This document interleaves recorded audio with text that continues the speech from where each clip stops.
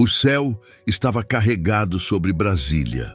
Lá dentro, no silêncio do Palácio do Alvorada, Lula encarava a janela como quem carrega o peso de um país nas costas. Não era só mais um dia no cargo, era o dia em que ele sentia que precisava ver com os próprios olhos o que as estatísticas não mostram. Relatórios chegavam todos os dias, pobreza aumentando, preconceito crescendo, gente sendo tratada como invisível. Mas ler sobre dor não é o mesmo que senti-la na pele. Foi ali, entre uma respiração pesada e um silêncio que dizia mais que 1000 discursos, que Lula decidiu: hoje eu não saio como presidente, saio como povo. E com a ajuda de uma pequena equipe de confiança, trocou o terno pelo uniforme alaranjado de um gari. Manchou o rosto, sujou as mãos, abaixou a cabeça. E pela primeira vez em muito tempo, voltou a ser invisível. Era o começo de uma jornada sem câmeras, sem aplausos, sem proteção. Apenas ele, as ruas e uma verdade que o esperava do lado de fora. Deixa seu like. Isso mostra que esse tipo de história precisa ser contada. E se inscreve no canal, porque aqui a gente não traz só notícias. A gente traz realidade com alma. No canto de uma sala simples, escondida dos flashes e das câmeras, Lula encarava o espelho. À sua frente, não havia o presidente, não havia terno, nem postura ensaiada. Havia um homem com a pele marcada por poeira, um uniforme surrado de gari e olhos que carregavam a responsabilidade de um país inteiro. As mãos propositalmente sujas, o rosto envelhecido, com maquiagem discreta, as rugas profundas, as olheiras pesadas, o boné puxado até a metade dos olhos, escondendo o olhar que já esteve em palanques, mas agora voltava às ruas como anônimo. Respirou fundo. Naquele reflexo, enxergava 2 versões de si mesmo. O homem que já foi ignorado e o homem que agora precisava ver o que o poder não mostra. É agora, sem nome, sem privilégio, só eu e o Brasil que não aparece na TV. Com passos firmes e silenciosos, saiu. E o que viria a seguir? Não. Estava no roteiro de governo. Estava no coração do povo. Brasília pulsava, carros, passos apressados, vitrines brilhando, mas naquele instante ninguém via Lula. Nem os olhares curiosos, nem os celulares, nem os sorrisos falsos. Disfarçado de gari, ele era apenas mais um. E foi aí que tudo começou a doer. Ao cruzar uma avenida, viu uma mulher segurar mais forte a bolsa. Um vendedor fechou a porta da loja devagar, só ao vê-lo se aproximar. E os cochichos, esses machucavam sem encostar. Esse é tipo aí, só dá trabalho. Ficam por aí fingindo que limpam, só para pedir trocado depois. Se quer respeito, vai trabalhar de verdade. Lula andava, mas cada passo parecia mais pesado que o anterior. Cada frase como um prego fincado no peito. O mesmo chão onde um dia sonhou, agora parecia empurrá-lo de volta para o esquecimento. Por um momento, quis gritar: "Eu sou o presidente!" Mas segurou, porque ali o que importava não era quem ele era quem ele representava. E naquele dia, ele representava milhões, milhões que passam e não são vistos, que trabalham e não são respeitados, que existem, mas são tratados como sombra. Parado diante de uma vitrine qualquer, Lula fingia olhar o reflexo dos objetos, mas na verdade observava algo bem mais cruel. O reflexo de como o mundo enxerga quem está embaixo. Uma senhora de salto fino, bolsa de grife no ombro, passava por ele e, num gesto quase automático, apertou a alça da bolsa com força. Mudou de calçada. Nem olhou nos olhos, só agiu como quem vê perigo, como quem enxerga um problema e não uma pessoa. Logo depois, 2 lojistas saíram discretamente da porta, olhos fixos nele. Seguiram cada passo, como se ele fosse roubar o tempo ou a dignidade do lugar. Lula sentiu, na pele, no peito. Era o mesmo tipo de desprezo que já havia sentido em sua juventude, mas agora parecia mais gelado, mais automático, mais ensaiado. Não era medo, era julgamento puro. Ele não havia dito uma palavra, Não havia feito um gesto brusco. E mesmo assim, era tratado como ameaça, como peso, como estorvo. Na cabeça, uma pergunta ecoava com força. Quantos Lulas passam por isso todos os dias e ninguém nunca saberá? E no fundo, ele sabia. Essa experiência já não era mais sobre ele. Era sobre todos aqueles que carregam a sujeira da cidade, mas são tratados como se fossem a sujeira dela. O estômago já roncava.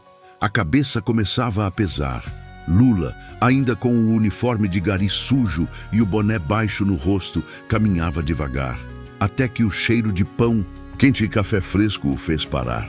Era uma pequena lanchonete de esquina, simples, mas movimentada. Gente entrando e saindo, risos rápidos, sons de xícaras e pedidos sendo chamados.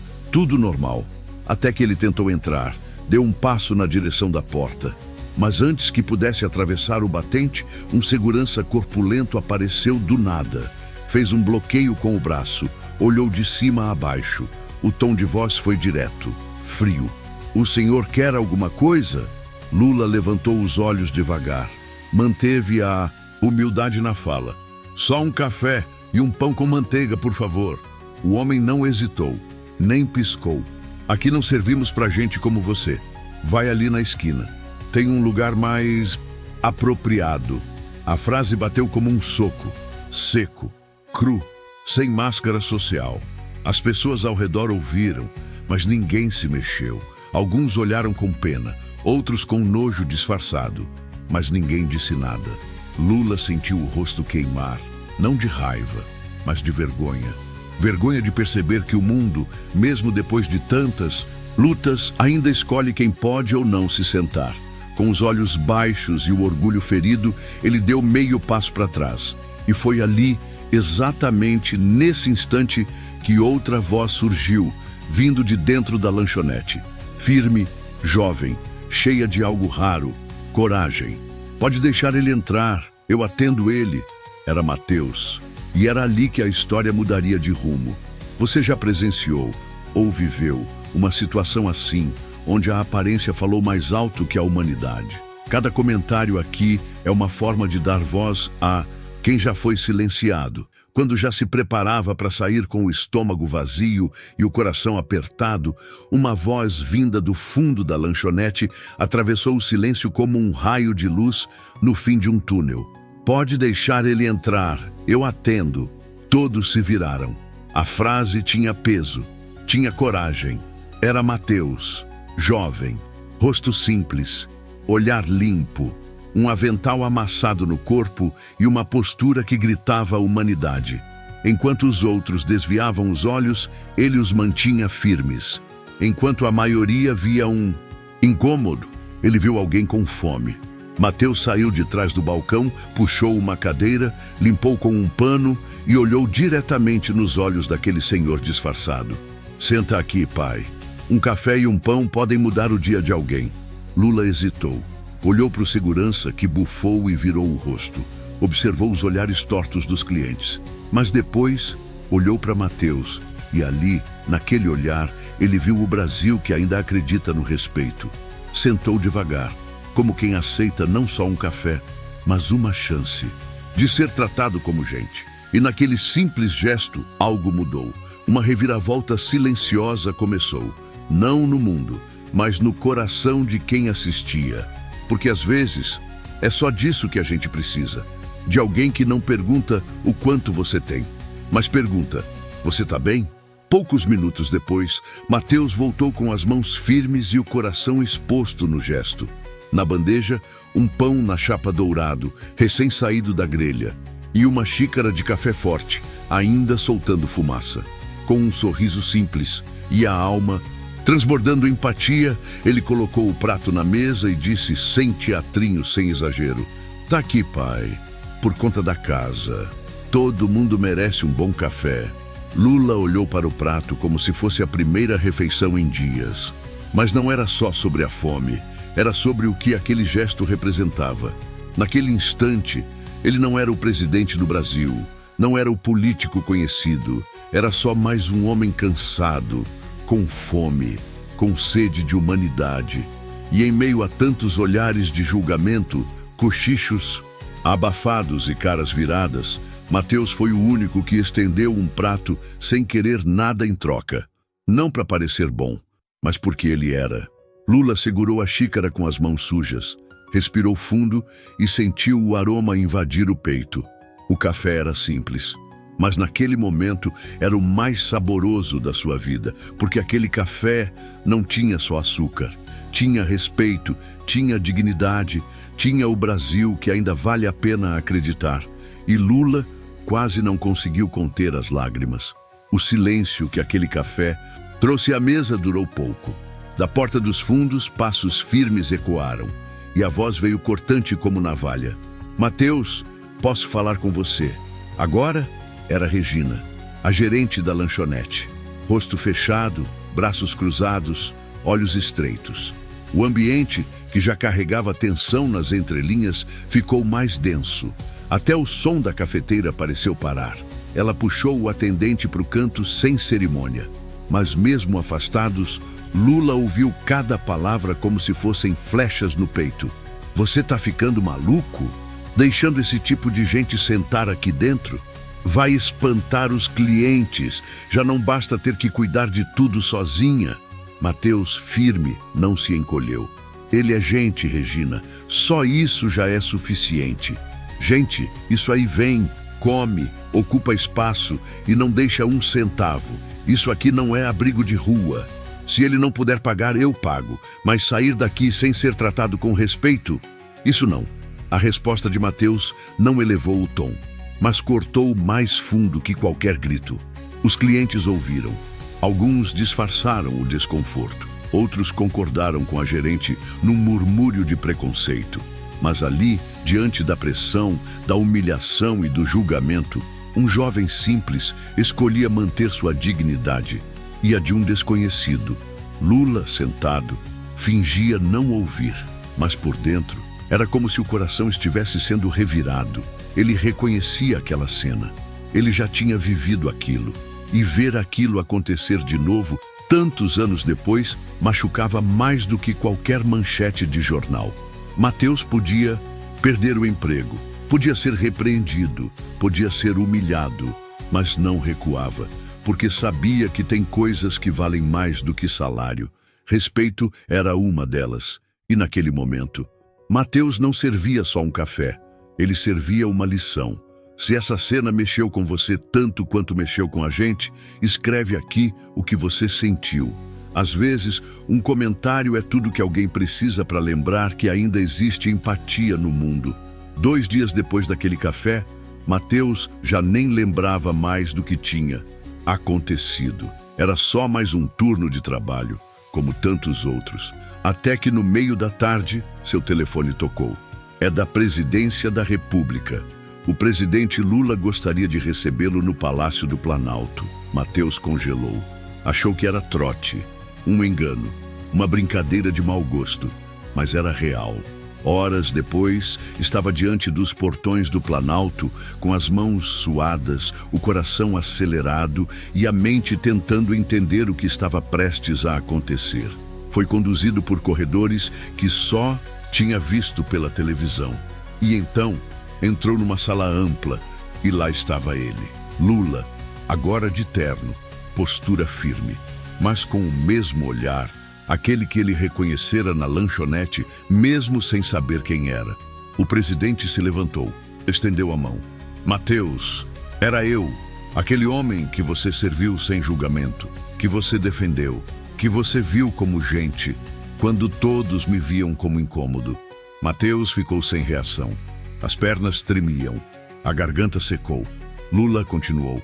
Eu fui até ali para ver o Brasil de verdade. E você foi o Brasil que eu precisava ver. O silêncio pesou. Os olhos de Mateus estavam marejados. E antes que pudesse dizer qualquer coisa, Lula completou. E por isso eu quero te fazer uma proposta. Você disse que seu sonho era mudar a vida de pessoas humildes, certo? Mateus balançou a cabeça, ainda em choque. Então vem comigo. Vamos construir isso juntos. Quero você trabalhando comigo, do meu lado. Não para me servir, mas para servir ao povo. com o coração que você já tem. Era uma proposta que nenhum plano de vida previa. Uma virada impensável. Mas naquele momento, diante daquele convite, Mateus entendeu. Às vezes, a vida muda não quando você espera algo, mas quando você escolhe fazer o certo, mesmo sem saber quem está do outro lado. Mateus respirou fundo. O coração batia tão forte que quase saía pela camisa. Eu aceito, senhor presidente, disse com a voz embargada. Mas não sei se estou pronto. Lula sorriu. Aquele sorriso de quem já viu muita coisa na vida. A prontidão, Mateus, vem do coração. E isso você já tem de sobra. No dia seguinte, jornais de todo o país estampavam a manchete. Atendente que ajudou o desconhecido é chamado por Lula para trabalhar em programa social. E a verdade por trás da história viralizou mais rápido do que qualquer anúncio político. As câmeras da lanchonete haviam gravado tudo. O vídeo do homem humilde sendo expulso, do jovem que ofereceu o café, do confronto com a gerente, tudo veio à tona.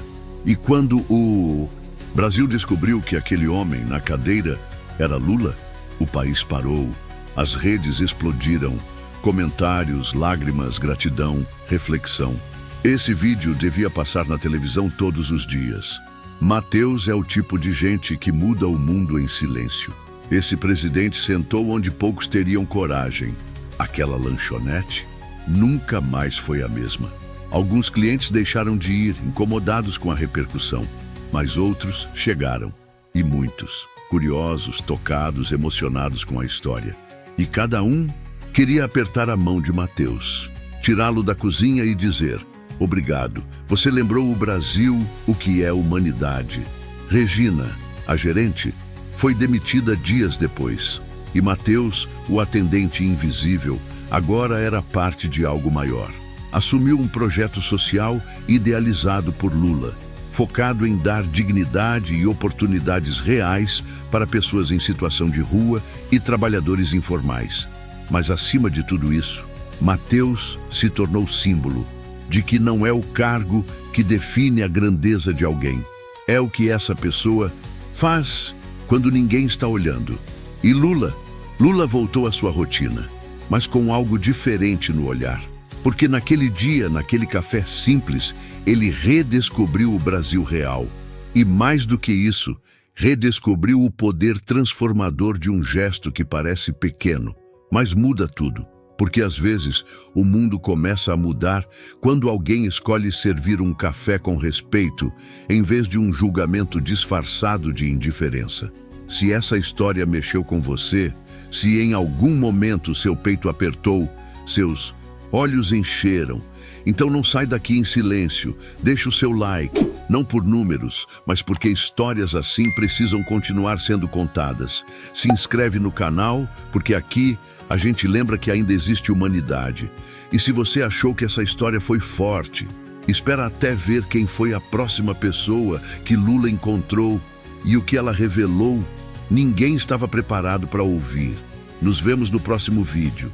E até lá, não esquece, às vezes a maior revolução começa com um simples ato de respeito.